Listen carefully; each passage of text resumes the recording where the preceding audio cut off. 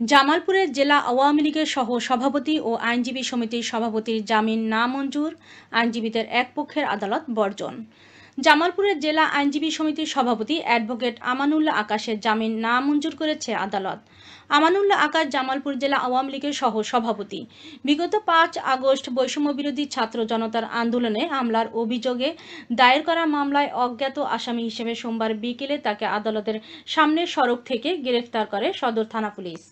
মঙ্গলবার অ্যাডভোকেট আমানুল্লাহ আকাশকে জামালপুর সদর আমলি আদালতে হাজির করা হলে জুডিশিয়াল ম্যাজিস্ট্রেট মোহাম্মদ মুস্তাফিজুর রহমান জামিন নামঞ্জুর করে জেল হাজতে প্রেরণ করেন।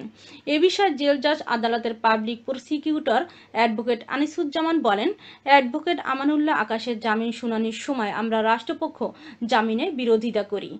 আদালত উভয় পক্ষের শুনানির পর তার জামিন নামঞ্জুর করে জেল হাজতে পাঠানোর নির্দেশ দেন। এই ঘটনায় আওয়ামী আইনজীবীরা আদালত বর্জন করে। বিস্তারিত দেখুন জামালপুর থেকে শরীফুল ইসলাম ঝোকনের প্রতিবেদনে।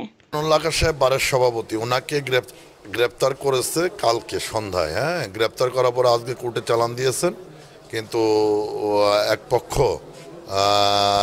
কোর্ট বর্জন করেছেন এই বলে যে উনি বারের সভাপতি, ওনাকে যে আমরা গ্রেপ্তার দেখানো হয়েছে ইতিমধ্যে তাকে সকালে ধরে বিকালে জামিন দিয়েছে, এরকম কথা বলে তারা আদালত বর্জন করেছে। অথচ ওনাকে জামিন দেওয়া হয় নাই, এই জন্যই তারা কোর্ট বর্জন করেছে। কিন্তু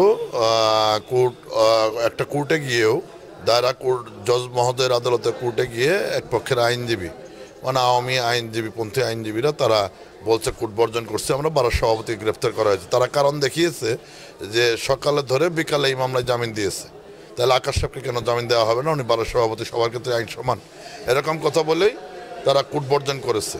তার জামিন নামঞ্জুর করেছেন এবং নামঞ্জুর করার পরেই তারা আদালত বর্জন করেছে।